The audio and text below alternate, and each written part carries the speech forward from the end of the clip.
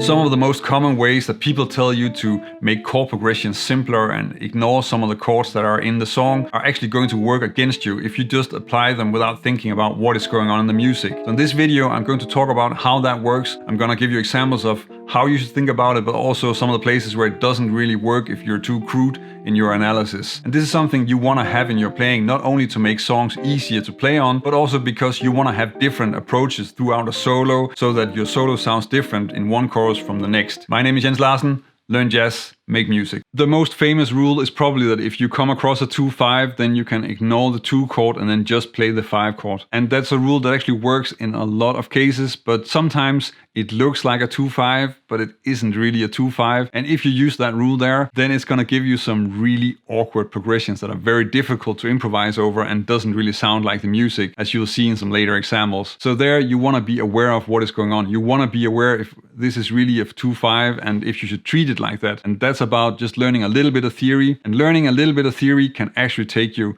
really a long way. A good place to start is the basic turnaround in major, which is of course also just the main building block of a rhythm changes progression. So in the key of C, we would have C, the tonic, A7, a secondary dominant, to D minor, G7, which is a 2-5 back to C. So that's a turnaround because it just loops.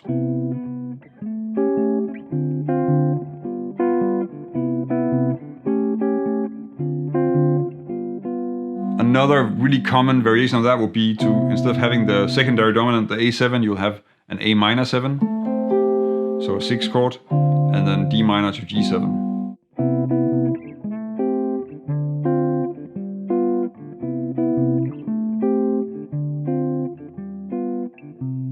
What you want to understand about a progression like this is which chords are the core function, which are the important chords that really are the sound of the song, and which chords are more embellishments that are just there to keep things moving and because they sound nice. So in this case, I think we can say that the C major 7, so the tonic of the progression, is probably important. Already the A7 or A minor 7 is just there to move us to the D minor, so that's a little bit less important. So if we take that away, then we have this progression.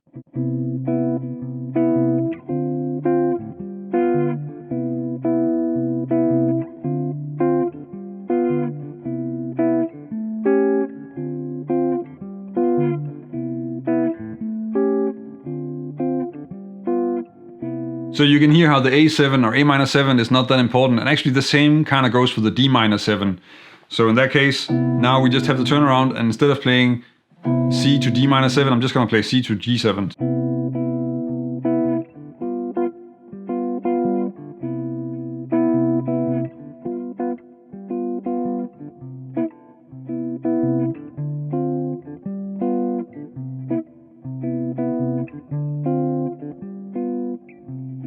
So notice that when I'm working with this, I'm still playing the progression, and I'm actually trying to reduce the progression, but still make it something that makes sense when I play it. And that's because I don't only want to have a progression that's simpler to think about. It still has to make sense, and it still has to sound like music, whatever I end up with when I'm taking away chords. And this is actually something with, especially with rhythm changes, is very common. If you analyze Charlie Parker solos, or pretty much anybody who solos on rhythm changes, they will have sort of different layers that they go at this progression. So they will sometimes play just really nailing all the changes, and other times they'll just play maybe 1 and 5, or maybe in some cases they'll also just play the 1 chord for 2 bars or 4 bars and not really go into the changes at all. I think there's a George Benson video where he talks about how he does that a lot with rhythm changes. And this is really something that you want to be able to do on top of just being able to nail the changes. You want to have these different layers of detail in your solo, because that's what's going to make the solo interesting and not just you running the chords all the time.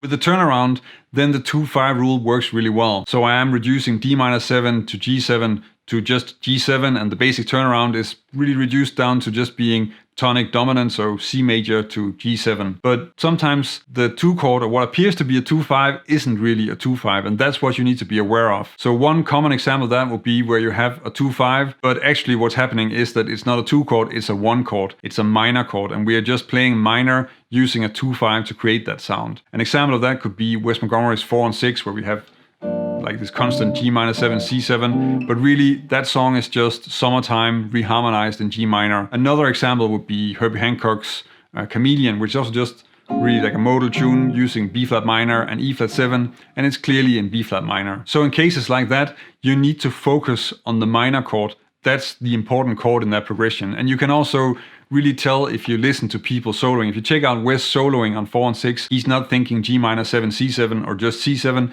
He is really thinking about the minor chord most of the time. Another example that's actually quite clear now that we've covered the turnaround is when we have a variation of the turnaround that's a 3-6-2-5. So something like E minor 7, A7, flat 9 to D minor 7 to G7. If you just look at the chord symbols, this may actually look like a 2-5 in D and then a 2-5 in C.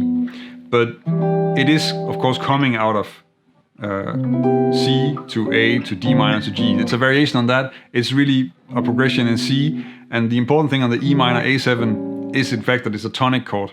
So E minor is a tonic chord. It's similar to C major. And that's the chord that's important. The A7 is just the secondary dominant, and you can take that out and throw that away. And if you reduce it the wrong way, so if you just focus on that A7, then you have to play A7 flat 9 to, instead of D minor 7, G7, just the G7. And that's a progression that doesn't really make any sense. A7 flat 9 is not really resolving to a G7. That means that it's not helping you to reduce the progression like that. You're not going to have an easier time playing solos on top of that. It makes much more sense that if you have an A7, you want to have the D minor there. Reducing it is not going to help you. It's just going to give you a progression that's really awkward to play over. And instead, you want to understand that it's in fact a turnaround and that you want to play one bar of E minor and then one bar of G7, or one bar of C major and then one bar of G7. Another very similar example that I just want to mention because I get an email or a question on Facebook or YouTube about this once a month is the beginning of Prager Blues, or the beginning of Confirmation. So the progression that you have there is F major 7, E half diminished to A7, D minor 7, G7, C minor 7, F7 to either B flat major or B flat 7. And here, so if you reduce this just thinking of the dominance, then you would have F major, then you would have A7, then G7, and then F7. And you can hear already when I play those chords that it doesn't really make a ton of sense. So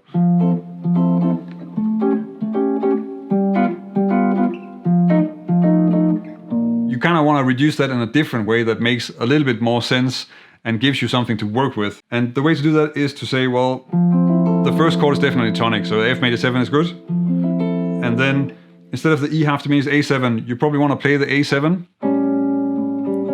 But you want to let that resolve. If you have an A7, then probably the most important chord in the next part is the D minor. And again, it's actually a question of D minor being a part of a 3-6-2-5 in B flat. So we have that one, then we can ignore the G7, and then instead of playing the C minor 7, we just play F7. And that means that we have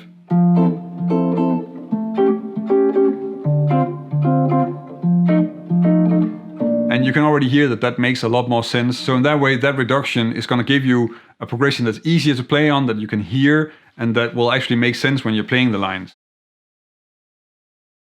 When you're reducing the chord progression and ignoring some of the chords in your solo, then you also have to be aware of whether that makes sense for the tempo. Now, it's not going to be a huge problem because most of the time when we do this, then we're doing it because the tempo is so high that it makes sense for us to just ignore a few chords and it doesn't really matter. But just think about the fact that when you're playing a song, if you want to, let's say you want to reduce turnaround in the key of C major and you're playing a ballad in tempo 60. In a ballad in tempo 60, then if we're playing a turnaround with 2 chords per bar, then each beat is 1 second. And that means that each chord is 2 seconds long. So if you're playing C major 7 to A7, then the A7 is actually pretty long. And if you're ignoring it, then it's quite likely that you're going to play something that's really going to clash with it. In a case like that, you definitely want to just nail all the changes and you cannot really ignore anything. The same goes if you're playing like a medium tempo and you want to reduce a chord progression where you have 1 chord per bar, because then you're kind of in the same case. And then you still want to just play all the changes that are there. There, reducing the chord progression is probably not going to work.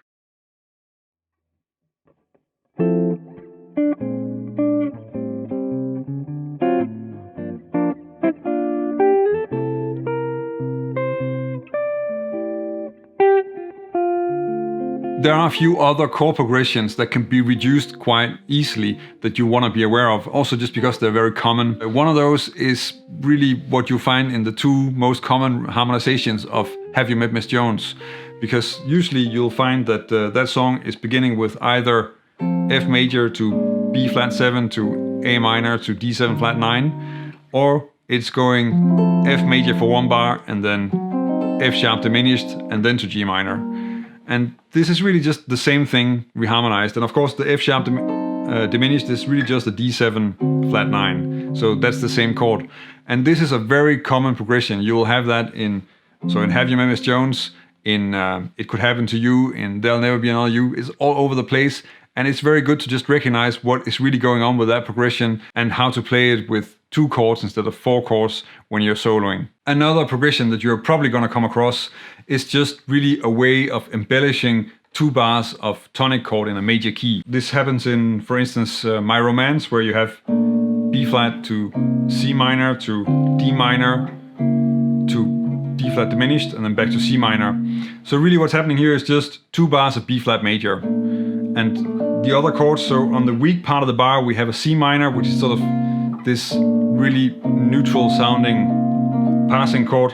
D minor is just really another tonic chord, so it's almost like we're just going back to the B flat, and then we get the D flat diminished that is sort of helping us going to the C minor chord in the next bar. And a variation on that you also come across where you don't really have the diminished chord because that doesn't fit with the melody would be Ellington's Squeeze Me, where it just moves up and down diatonically through the chords, but really it is still just tonic chord, all of it.